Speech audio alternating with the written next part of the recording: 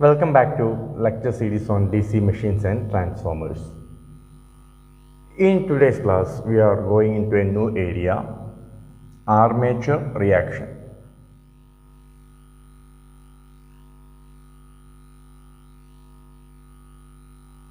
What is armature reaction? How we can define armature reaction? First of all, we are going into the definition of armature reaction and what are the effects of armature reaction. Then in the coming areas we will prove the effects or we will discuss about the remedies how we can avoid these effects. Anyhow, armature reaction is not a desirable effect. We don't need armature reaction. We have to avoid or we have to minimize the effects of armature reaction. That thing you have to keep in your mind. Okay. So the definition of armature reaction is, it is the effect of armature flux on main flux. Effect of armature flux on main flux. So you will understand that there is two types of flux in a machine. Till the moment you may be thinking about a single flux that is provided by the poles. In all machines, the main flux is generally provided by pole. But now here comes a new term, that is armature flux. So now onwards you have to understand that the net flux is the resultant of main flux and armature flux. We are having two flux. So we will come into that, what are the two components, we will discuss it. Before that, what are the effects of armature reaction? That is very important. Effects of armature reaction. Armature reaction. These effects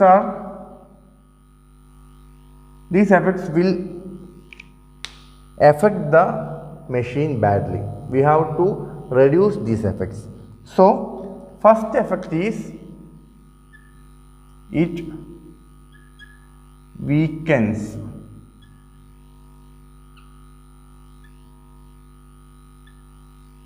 the main flux, or we can call it as demagnetizing effect. Demagnetizing means opposing or like if this is the main flux, we are applying some opposite flux. So the net main flux gets reduced or weakened. So it weakens the main flux and this effect is known as demagnetizing effect. And next one is, it distorts. What is the difference between weakening and distorting? You have to think about. It distorts the main flux. It distorts the main flux and that effect is known as cross magnetizing effect. So let me ask you, what is the difference between weakening a main flux and distorting a main flux? Weakening means we are directly opposing, so the magnitude will reduce. Distortion means we are affecting the shape. If main flux is going like this, then suppose you are applying some flux in this direction, what happens? The main flux will get a new shape like this, because the effect is coming from top to bottom. So now check it. What happened? The shape of main flux distorts. This is distortion. And weakening means if the main flux is going like this, at the same time I am applying a small opposite flux. Then what happened? The magnitude of main flux reduces. Initially it was a higher magnitude, now it was a lower magnitude. This is the meaning of weakening main flux. So these are the two effects, demagnetizing effect and cross magnetizing effect. So this is the basic definition of armature reaction. Now we have to go in detail about the main flux, armature flux, how these effects are evolving inside a machine. Such things we have to discuss. So first of all, what is main flux? Main flux is nothing but the flux provided by the main poles. Suppose a machine is having two poles. This is, what is this? The inside rotating area is known as rotor and the outside poles are stator. So from north pole to south pole we will get some magnetic flux. This is main flux. This is main flux. Then what is armature flux? This is the area where you have to think about it. Suppose if I am rotating the rotor in this direction, what happens? What happens? The rotor will rotate and inside the rotor there is conductors. So we know that from the knowledge of second lecture, Fleming's right hand rule, the lecture number 2, we discussed that under the north pole we will get current towards inside or cross, and under the south pole the conductors will produce a current towards outside, that is south pole. This is the basic knowledge you should have to keep in your mind. In that class we were discussing about a single coil like A, B and C, D. But in this class, in this figure I am considering 3 coils. 3 coils means how many conductors? Yes, 3 coil means how many conductors? 1 coil is 2 conductor. So 3 coil means 6 conductors. Okay. Okay. So all the conductors under north pole will get current towards inside if rotating direction is clockwise. If it is reversed, these notations also reverses. And under south pole we will get current towards outside. Dot. So if this is one conductor, its return conductor is this. If this is the second conductor, its return conductor is this. If this is third conductor, this is its return conductor, like that. So what is the present condition? At present we are having some current inside the winding ABCD. What is ABCD? It is a coil. Why I am drawing like this? Coil means it is inductive. A coil is inductive. Inductive winding. Coil is just a inductive winding. So now I know that if this is a conductor under north pole like A, B, and this is the return conductor under south pole C, D, I know that in north pole current will be going towards inside and in south pole current will be going towards outside. So anyhow the coil is carrying some current.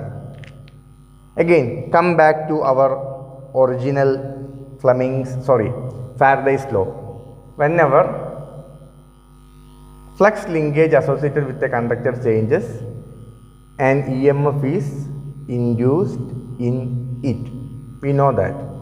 Here this is a conductor and inside the conductor we are applying some current. So you have to think in reverse manner. Everybody knows that if we are giving a current into a coil, what will happen?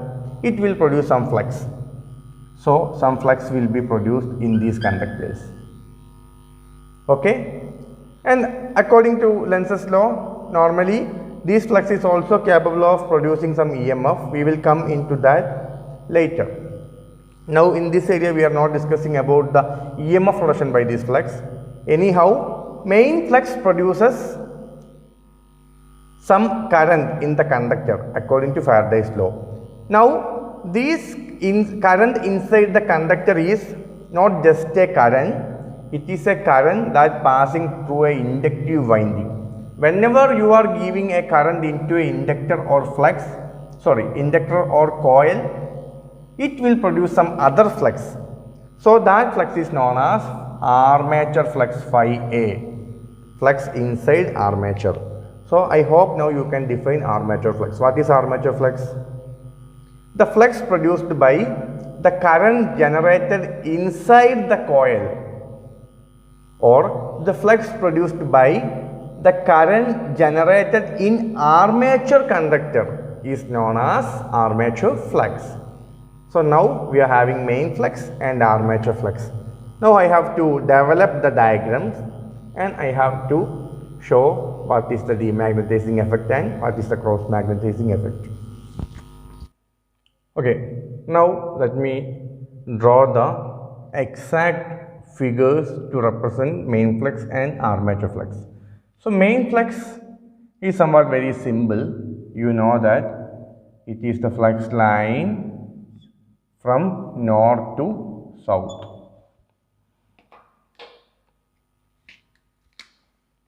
And we may be having the rotor inside. But we are not thinking about the rotor and armature flux for the moment, because we are in the case 1, we are focusing only on main flux. So armature is there, but we are not thinking about the current produced inside armature.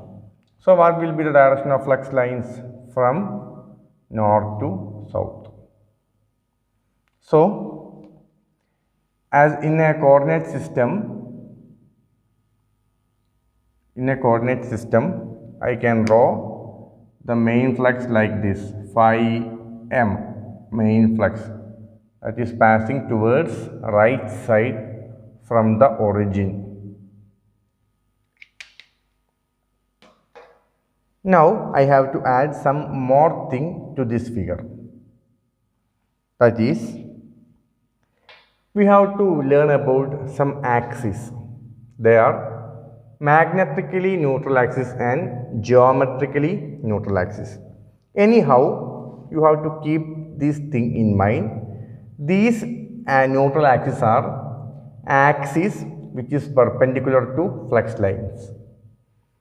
Generally, these neutral axes are axis perpendicular to flux lines. So in this case, we are having main flux lines. These are the main flux lines. So I have to draw the axis just as in perpendicular to main flux. This axis is known as G and A. What is G and A? It is geometrically neutral axis. Neutral axis. You have to define it as it is the axis just perpendicular to main flux line. Axis, you have to write in full sentence. I may be writing in short forms. It is the axis just perpendicular to magnetic lines of which magnetic lines? Magnetic lines of main pole. Okay. So next I have to define some other neutral axis, that is magnetically neutral axis. Magnetically neutral axis. Suppose in this case I am considering both armature flux and main flux together. What happens? In this case 1, I am just considering main flux only. If armature flux also comes to picture, definitely the direction of flux lines will not be like this, because these two flux will interact and we will get some other flux. We will check what is the direction in the upcoming slides. But for the time being, I want to stress a point that if we are considering armature flux also, then the flux lines will not be like this. So we will get a new flux, and that flux is known as resultant flux. So GNA will be always like this, but it will always lie in a perpendicular direction like this, because main poles are fixed. But when armature flux also coming into picture, we will get a resultant flux, and we can draw a new line perpendicular to that resultant flux, and that line is known as magnetically neutral axis, or MNA. It is the line which draw perpendicular to resultant flux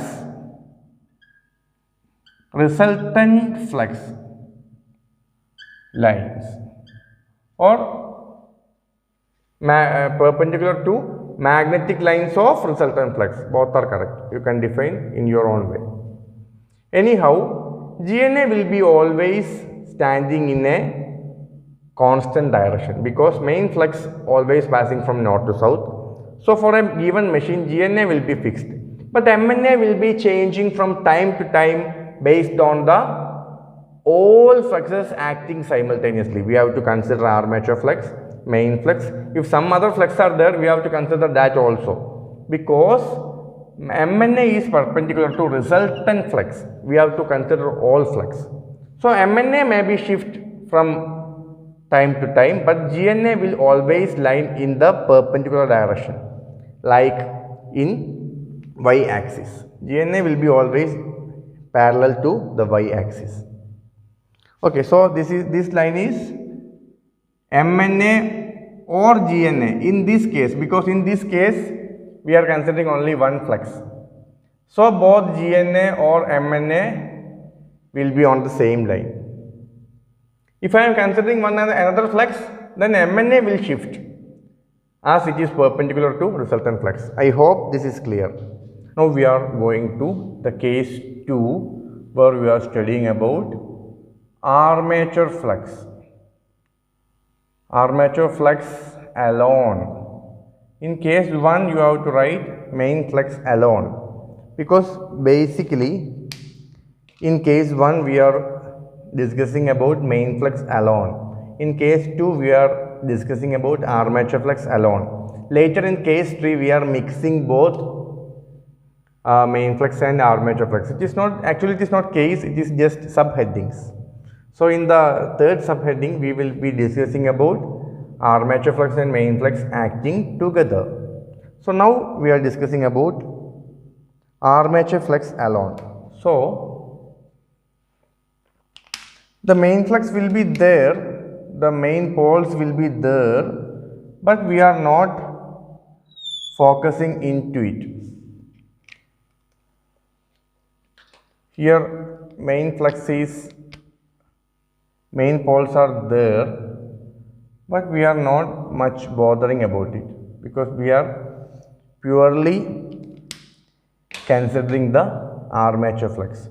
So for that I have divided the entire armature into two halves. I am going to draw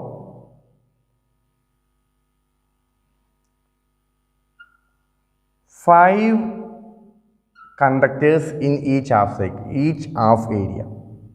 You can take another number also, but it will be easy for you to the further drawings. In the further drawings, you have to divide the area. So I am taking the number of conductors in order to easily divide the area and easily understand the concept that you will get later. Anyhow, now please concentrate on the armature conductors, where we are having 10. Total number of armature conductors is 10. 5 on this half side and 5 on the other side. These 5 comes under the north pole and these 5 comes under the south pole. Like the center conductor will get maximum flux and the flux will reduce while we going towards the neutral axis. Like at this point no flux will be present. Here also this flux will be very high at the center conductor, then it will low, reduce the magnitude, finally at this axis flux will be 0. So this is you don't have to draw these north-south notations in your book, but I am drawing this for you to understand the concept. What is the concept of neutral axis? For that I have marked these things. You just keep these things in your mind. Now if we are rotating the rotor from in a clockwise direction, then according to Fleming's right hand rule, you know that flux is passing from north to south, conductor is moving towards upside, then the current will be going towards the plane cross. For all the conductors under north pole, you will get cross notation. But for all the conductors on south pole, you will get dot polarity. Cross and dot polarities. We have marked it. If you are having any doubt on this determination of current direction in a conductor, please refer our video number 2, that is Fleming's right hand rule. Now I have to mark the armature flux. What we are having? We are having the direction of armature current, but we have to find what is the direction of armature flux. From current, I have to find the direction of flux. For that, I have to use which rule? Thumb rule, right hand thumb rule. If current is in the direction of thumb, then flux will be in the direction of the other curved fingers. On the other hand, I can reverse these two parameters. If current is in the direction of fingers, then flux will be in the direction of thumb. Both the statement can be applied. Suppose if it is a coil, then I have to take the current by using the curved fingers. If current is going like this, I have to take my fingers like this. Then flux will be flowing like this. If current is going like this, flux will be going towards top side. But here we are not using a coil because we are considering a straight conductor like this. If current is like passing like this, I have to align my thumb in that direction. Then this will be the direction of flux. This will be the direction of flux. That is the way. So now I will apply in this conductor. This is cross. Cross means I have to place the current towards inside. So I have to place the thumb towards the board. So this will be the direction of, look it, this will be the direction of flux. If I am applying here, this will be the direction of flux. For this conductor, this will be the direction of flux. In all the conductor, I will get a direction of flux like this. It is a complete circle. You can complete it.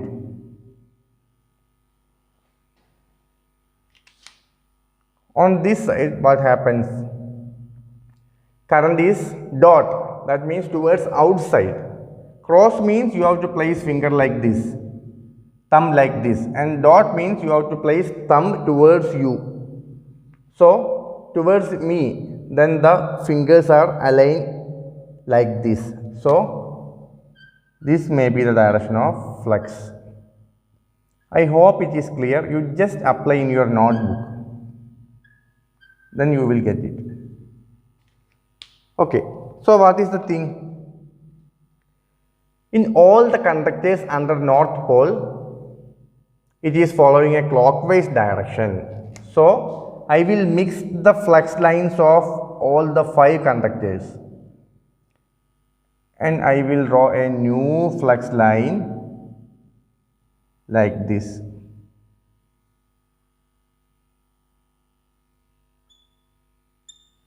Its direction is same as the direction of all the individual conductors. On the right side, what you will get? Here, all the flux is passing in an anti-clockwise fashion. So you have to draw a resultant flux line, and direction is in anti-clockwise fashion like this. So these curved lines represents the net flux inside the armature. Now tell me, what is the direction? From right to left, from left to right, from bottom to top, or top to bottom? Which is the direction? You can see the flux is passing from top to bottom. Is it correct? Flux lines are passing from top to bottom. So the resultant I can draw like this, from top to bottom, phi A, armature flux. So in coordinate system, if this is x-axis and y-axis, it is from the origin, it is going towards the bottom side or towards the down side. So this is phi A. This may be MNA, but for drawing GNA, I can draw by taking both the main flux and armature flux. In the first case, it is different. I can draw both main flux and armature flux I can draw both MNA and GNA because in that case, we were considering only one flux. But here, we are adding another flux. So MNA will be, not MNA. The geometrically neutral axis will be just perpendicular to the main flux lines, it is there. But the MNA I have to find by considering both phi M and phi A. That we will do in the next case. So here we know that this is the direction of armature flux if we are considering armature flux alone. But now here we are having main flux and armature flux. So we have to take the resultant of these two flux and we have to find a new flux, that is resultant flux phi R, which is resultant of phi M and phi A. So we will get phi R. Then we have to find where MNA lies, magnetically neutral axis lies. Initially, MNA was here as we are considering only main flux. So in that case, we have to place the brush here. Brushes will be always connected on magnetically neutral axis. If we are considering purely main flux alone, as in the first case, we have to connect brushes here. This is a normal convention to connect the brush. But now we have to think, is it a good decision to place the brushes here? Because now we are having a new resultant flux. So I will get a new new MNA, magnetically neutral axis. GNA will not change, but we will get a new MNA. So we have to move the brush into new MNA, because if brushes are there in a magnetical area, then we will have to face some spark while undergoing commutation. That how to place the brush and what is the commutation, such things are coming in the upcoming classes. For the time being, you have to understand that brush should be placed on magnetically neutral axis. Now I am going to check where I have to place the brush. Where is the new MNA? Which is the direction for phi R? That I can find from phi M and phi A. These things we will discuss in next class. Okay. So hope you enjoyed this video. We'll meet in the next class. Thank you.